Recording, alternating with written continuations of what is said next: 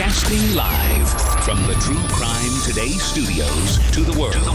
This is Murder in the Morning with Tony Bruschi and Stacey Cole. From the Hit Killers Podcast, Murder in the Morning. You've probably heard Sarah Boone found guilty of second-degree murder after the jury deliberated briefly on Friday, concluding Boone's involvement in the 2020 death of her boyfriend, Jorge Torres. Prosecutors argued that Boone, who is 47, maliciously zipped Torres, who is 42, into his suitcase and left him to die, accusing her of using the act as punishment in a disturbing sequence of events. Torres ultimately died of asphyxiation, trapped inside that suitcase overnight. Let's take a look.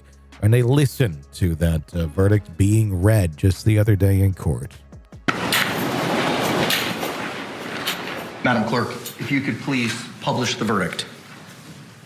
In the Circuit Court of the Ninth Judicial Circuit and in Orange County, Florida, case number 2020 CF 2603, the state of Florida versus Sarah Boone.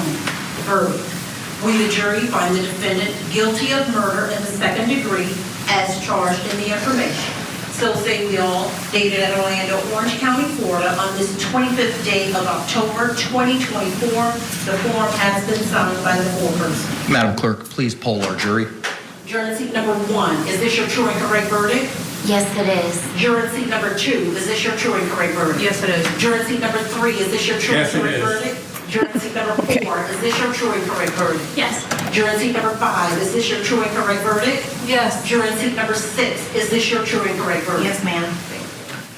Members of our jury, again, I want to thank you for your time, your sacrifice, and your attention in this matter.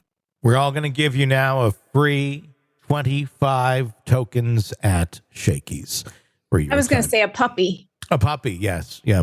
Central to the prosecution's argument was video evidence from Boone's cell phone, which showed Torres confined inside the suitcase in two separate videos recorded just 11 minutes apart.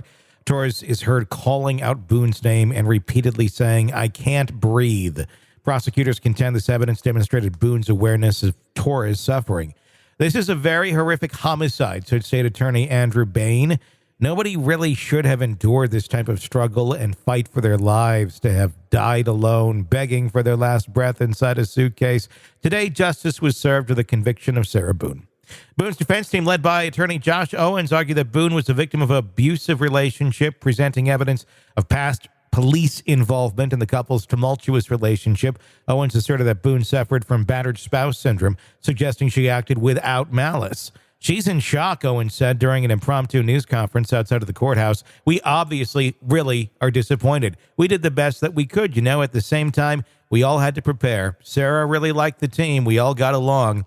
Despite the defense's assertions, prosecutors maintained that Boone's actions were calculated, noting that she did not attempt to help Torres as he struggled. They argued that she had malicious intent, intending to harm him rather than to seek help, highlighting a volatile relationship that escalated into tragedy. Before the trial, Boone was offered a plea deal for the reduced charge of manslaughter, which would have carried a 15-year prison sentence. Of course, she rejected the offer, opting to go to trial in hopes of clearing her name.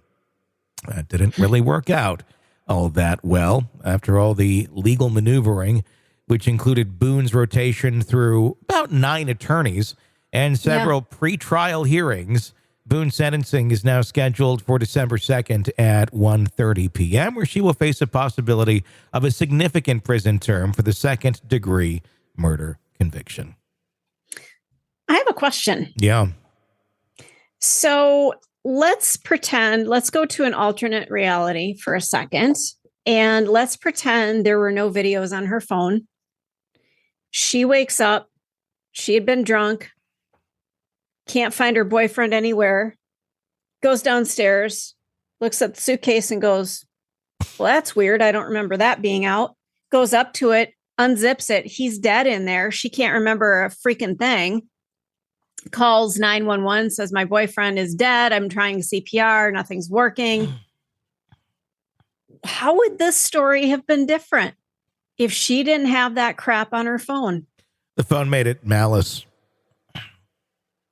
Yeah. Do you think she'd still get nailed for this? I mean, could he have zipped himself in there? him, when people are drunk, they do stupid shit. She could have thought that he could get out. If she wouldn't have been taunting him on video, I don't think she'd be going to prison.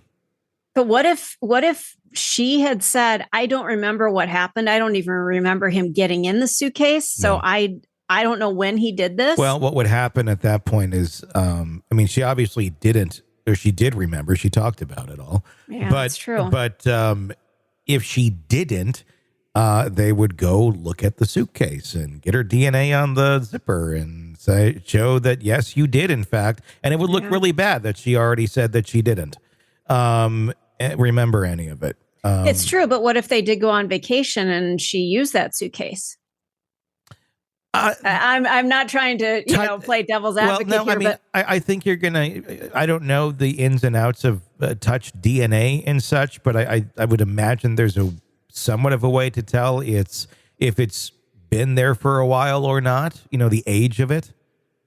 So our hands have oils and stuff in there. I'd imagine that would be fresher than what may be remnant on there from another trip. I don't know.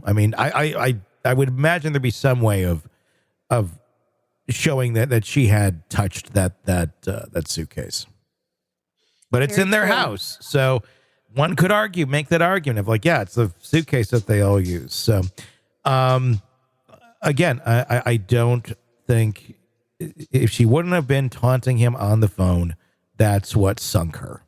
Yeah.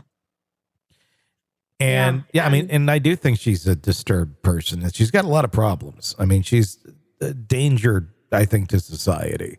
So her going away doesn't really disturb me all that much. I do think it is shitty that, she endured that sort of abuse, but, shitty people can also endure abuse and go through horrible things. Doesn't make it justified that somebody has to endure that from someone else. But, it also doesn't make you innocent when you kill someone either. Yeah. His life has been extinguished now. So, and at her hands, basically. Yes. And look, again, I'm kind of like, he didn't seem like the greatest human being. But, some people probably have a different opinion. But watching him smash the TV up and just his out of control behavior, I don't think a lot of society, honestly, is going to be missing this man either. But you can't do that. But the police aren't going to miss that couple. No, No. But again, I don't think she purposely tried to do it anyhow. I really don't. I do buy the fact that she loved that moment to taunt him in that bag. I think she felt some power in that moment. And I think maybe it did dawn on her. Maybe it didn't, though, too, that if she opens that bag, he's going to get her right then and there. So maybe the thought did run through her mind, I'll just let him get out when he gets out, and I'm just going to go to bed. That's very possible. If you've ever been, in a relationship with somebody that has issues, when they get mad, you launch into a different mental state. Mm-hmm. You're not thinking clearly. So, we know that this guy had some issues around her. When they were together, they were a volatile couple. Who knows what was going on, but I think they're both better off without each other. One, unfortunately, is not alive longer, Yeah. I Sad. agree. It's two very, very unhealthy people. But Sarah will be away now in prison for quite some time. So we'll see how long that will be for, coming up on December 2nd. Of course, bring that to you right here. Let's be honest. Nothing kills the thrill of a good murder mystery like a commercial for laundry detergent. It's like someone slapping a closed sign on your favorite dive bar. But you're not here for that, are you? You're here for the good stuff. So ditch the ads and upgrade to True Crime Today Premium Plus on Apple Podcasts. With True Crime Today Premium Plus, you get your crime straight. No chaser. Commercial free with extended interviews and early access. It's like getting the bartender's special when the bar's already closed. Search for True Crime Today Premium Plus on Apple Podcasts. Subscribe and drink it all in.